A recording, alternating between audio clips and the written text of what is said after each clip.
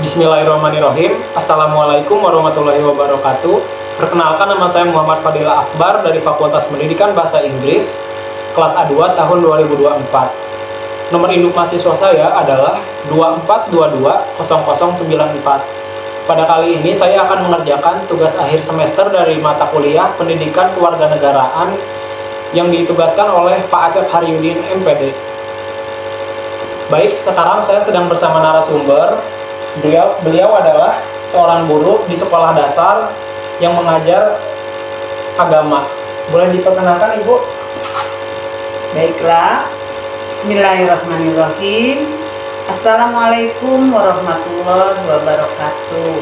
Waalaikumsalam warahmatullahi wabarakatuh. Saya atas nama Manisawati SAG, memang kebetulan seorang guru di sebuah sekolah di Dinas Pendidikan, yaitu sekolah dasar. Dinas Pendidikan di sekolah dasar tepatnya. Kebetulan di sana saya memegang pelajaran pendidikan agama Islam, yang posisi sekolahnya itu ada di Kabupaten Bandung. Baik, Ibu, terima kasih.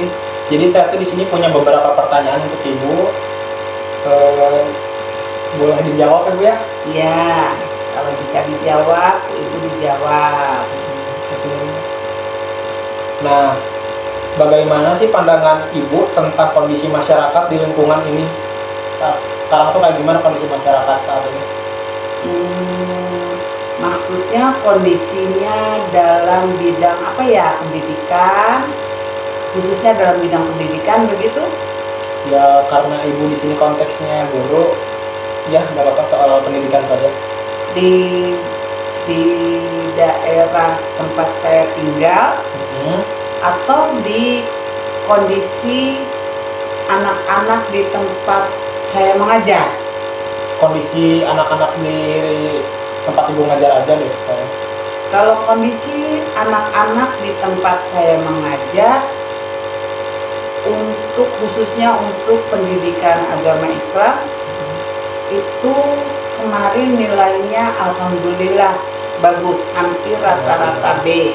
Karena di daerah Darah Ulin itu terkenal sekali, di sana itu lebih meningkatkan untuk anak-anaknya dalam bidang keagamaan.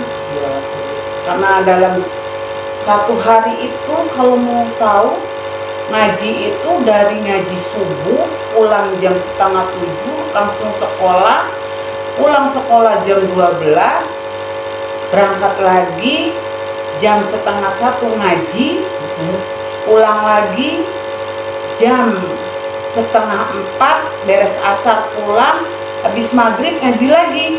Maka untuk pendidikan agama Islam di SD Darah Ulin yang saya tempat ngajar itu Sangat efektif ya, Bu? Nilainya sangat baik. Pembelajarannya juga efektif. Pembelajarannya ya sudah pasti efektif, jadi tidak terlalu sulit lah gitu. Adapun yang misalnya belum paham kanun pelajaran tentang baca Al-Quran itu tidak banyak.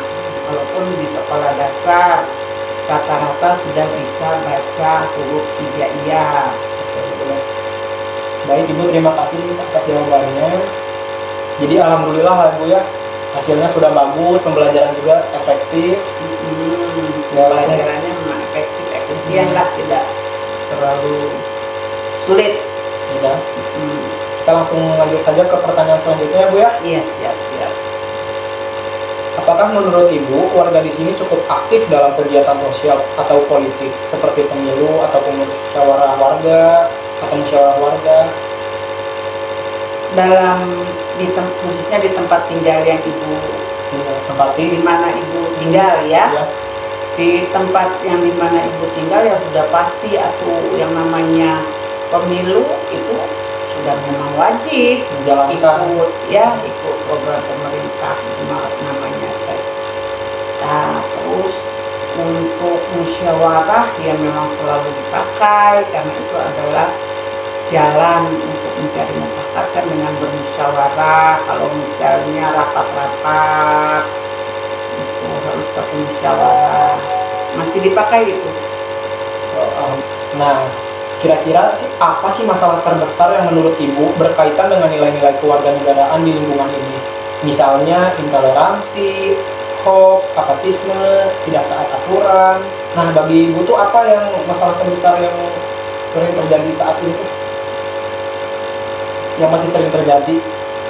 Oh, yang masih sering terjadi yaitu tidak taat aturan. Ya, Karena memang kalau tidak taat aturan berarti tidak disiplin, ya. Tidak taat aturan itu artinya tidak disiplin. Kalau misalnya di tempat tinggal kita itu ya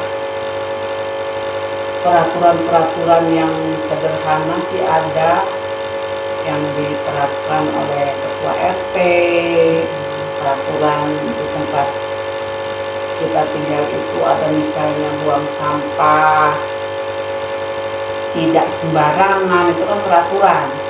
dan kadang masih banyak yang melanggar ya Bu. Memisahkan sampah yang satu yang organik dan non organik, ada yang masih disatukan. Nah, itu kan salah satu penyebab akhirnya kalau misalnya sampah seperti itu disatukan udah mempersulit orang-orang yang bertugas di bagian membuang sampahnya.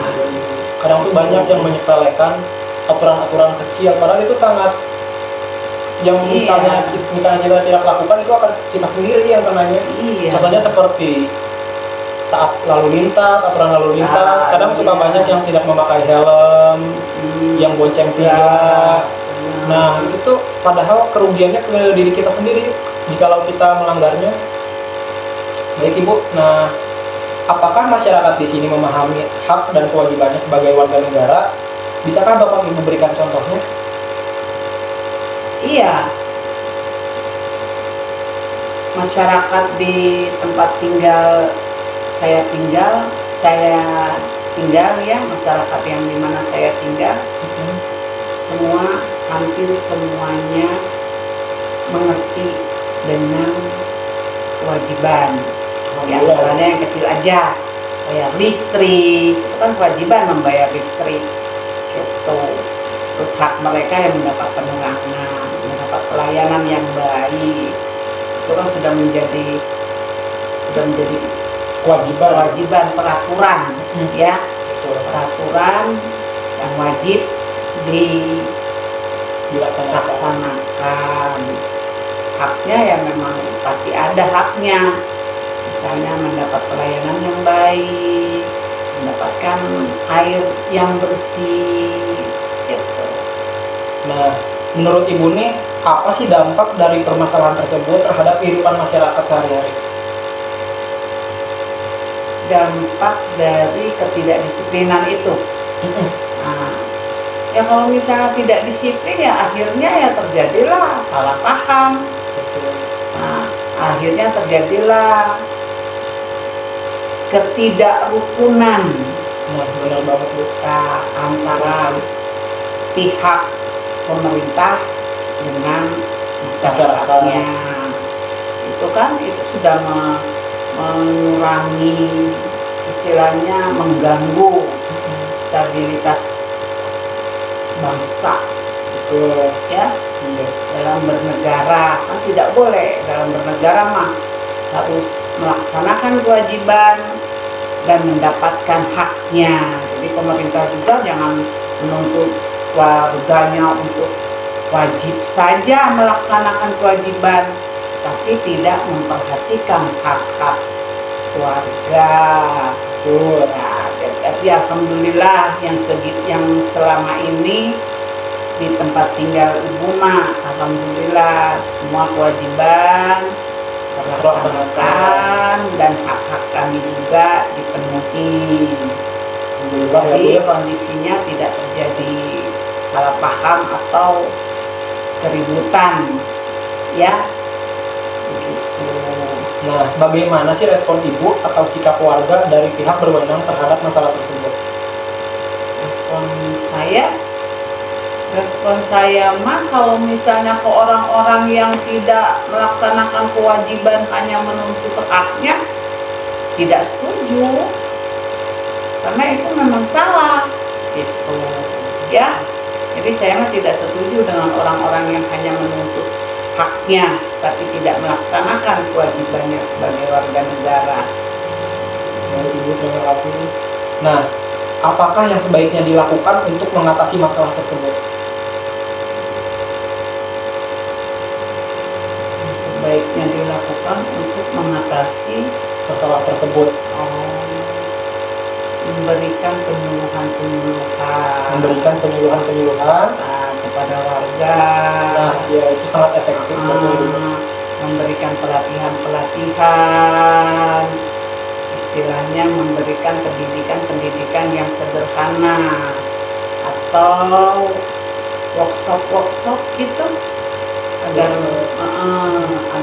masyarakat juga memberikan pembinaan mental untuk masyarakat, agar masyarakat mematuhi peraturan dari pemerintah. Nah, apakah sudah ada program atau kegiatan masyarakat yang berupaya membentuk karakter kewarganegaraan? Jika ada, bagaimana efektivitasnya? Untuk membentuk karakter kewarganegaraan, itu tadi pembinaan yang dilakukan baik secara kecil lalu dikembangkan, dibina beberapa orang ke pusat, misalnya ke pusat, lalu nanti dari pusat yang setelah dibina dilanjutkan membina warganya masing-masing ya, dengan menerapkan yang tujuan utamanya adalah kesadaran sebagai warga negara. Jadi dengan demikian ya pembinaan itu akan membentuk karakter warga negara menjadi baik dengan melalui pembinaan. Oke.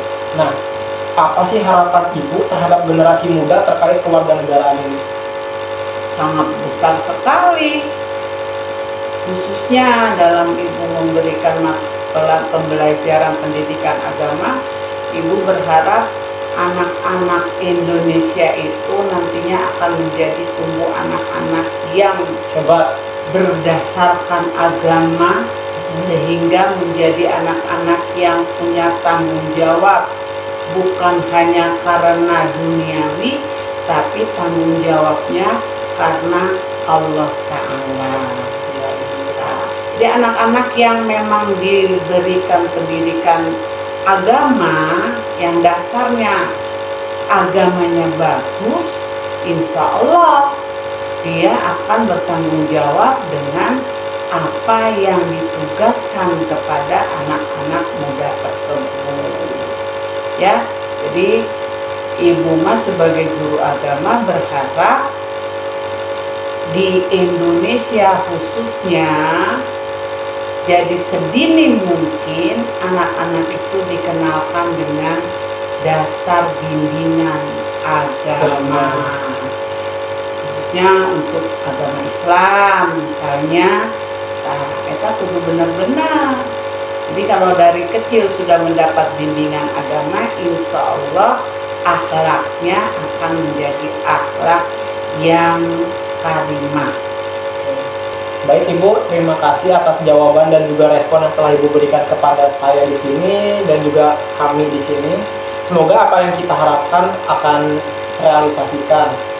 Baik, mungkin cukup sampai di sini. Assalamualaikum warahmatullahi wabarakatuh.